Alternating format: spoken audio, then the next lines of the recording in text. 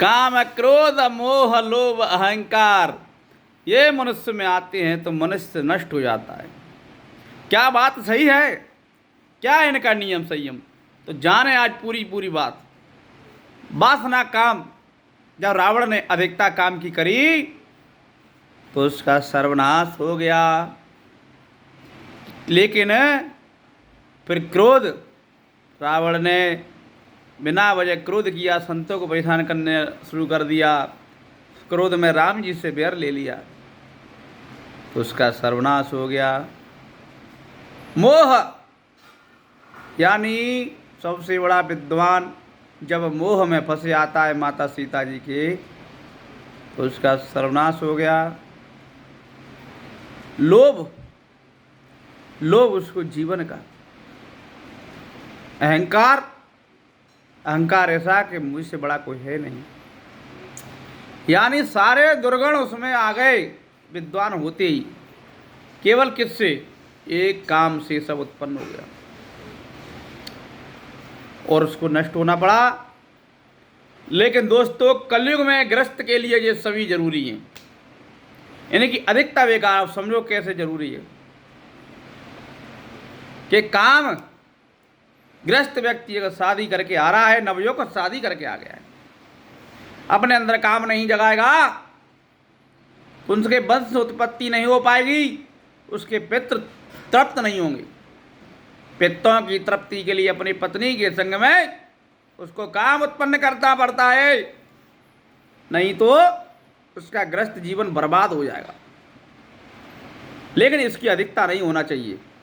ऐसा नहीं है कि कोई भी स्त्री देख ली उसी के लिए तुम अपने मन में वासना जगा रहे हो, वो गलत है। तो यानी इनकी अधिकता बेकार है, गृहस्थ के लिए सही है। अब क्रोध, क्रोध इतना तो होना चाहिए कि घर में भी बच्चे तुम्हारी कम से कम लाइन में डरे रहें, लाइन में लगे रहें। बच्चों को पता होना चाहिए कि व्यर्थ में हम इधर उधर घूमेंगे, पड़ोसियों को घर में दुबक के छुपक के जाएंगे, पिता गुस्सा करेंगे। क्रोध भी करना चाहिए। समय समय पर क्रोध करने से मनुष्यों की गलत आदतों पर अंकुश लगा रहता है। मोह, आप मेहनत ईमानदारी से इस कलयुग में धन कमा रहे हो तो आपको धन से मोह करना पड़ेगा। दूसरे कितने भी ज्ञान दें, ये सब व्यर्थ की बातें। अपने गृहस्थ के लिए आपको मोह करना पड़ेगा। धन से मोह करोगे तभी आप गृहस्थी को पाल पाओगे, बच्चों को पढ़ा लिखा पाओगे, बच्चों को बड़ा कर पाओगे। संतों के लिए ऐसा नहीं है एक लंगोटी में घूम ले, गृहस्थ को शादी विवाह में जाना पड़ता है, अच्छे अच्छे कपड़े वस्त्र पहनने पड़ते हैं। भैया कंपटीशन का ज़माना है। शादी विवाह में जाओ, वहाँ पे व्यवहार मत दो तो आदमी बुरा मान जाता है, वहाँ भी लेना देना करना पड़ता है। लोभ, लोभ भी दिखाना पड़ता है। बच्चों ने कही पापा हेलीकॉप्टर से चलो, नहीं, तुम्हारी औकात ट्रेन से चलने की है तो ट्रेन से ही चलो। तो वहाँ पे लोभ भी करना जरूरी है।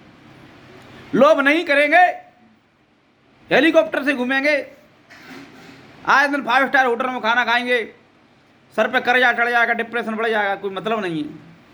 और अहंकार कितने भी बड़े हो, लेकिन अहंकार मत पालना। अहंकार अपनी पत्नी के लिए दिखाने के लिए केवल ये कह सकते हो कि तुमसे ज़्यादा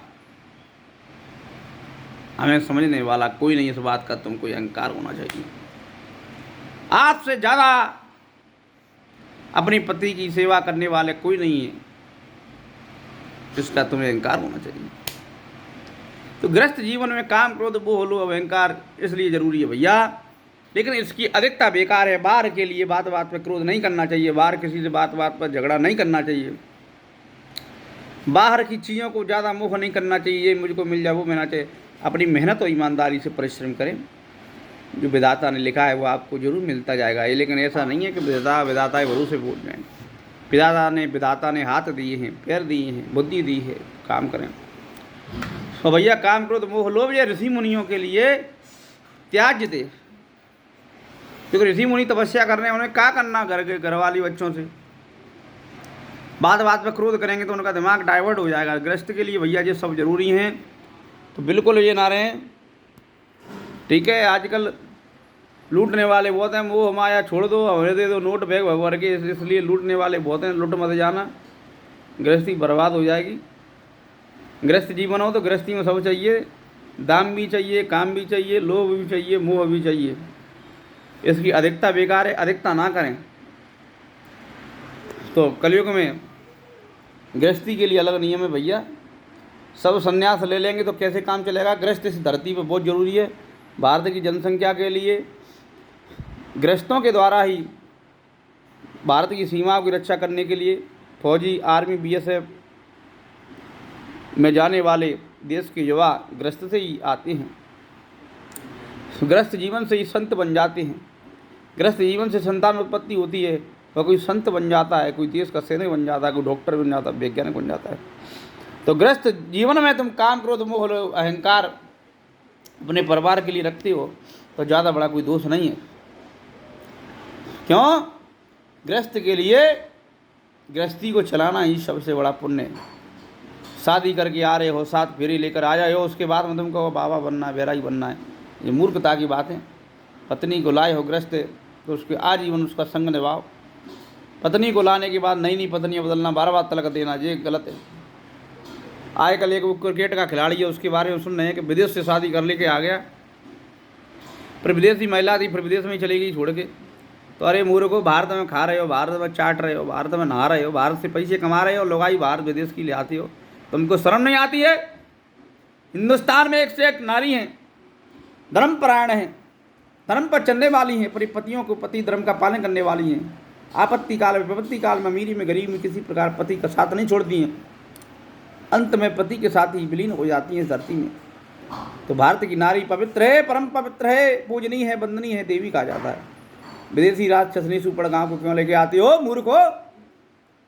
भारत की देवियों को पूजो, उन्हीं के सम्मान में माता सीता जी की जय बोलती है।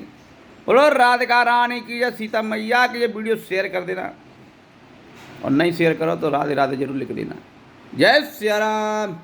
ऐसे ज्ञान की बातें देते रहेंगे, करेंगे। अपनी बुद्धि विवेक के अनुसार जो कुछ चूरन चटनी है अपलोड कर देते हैं भाइयों। सब्सक्राइब कर लेना, मानो चाहे ना मानो, चैनल को सब्सक्राइब करें।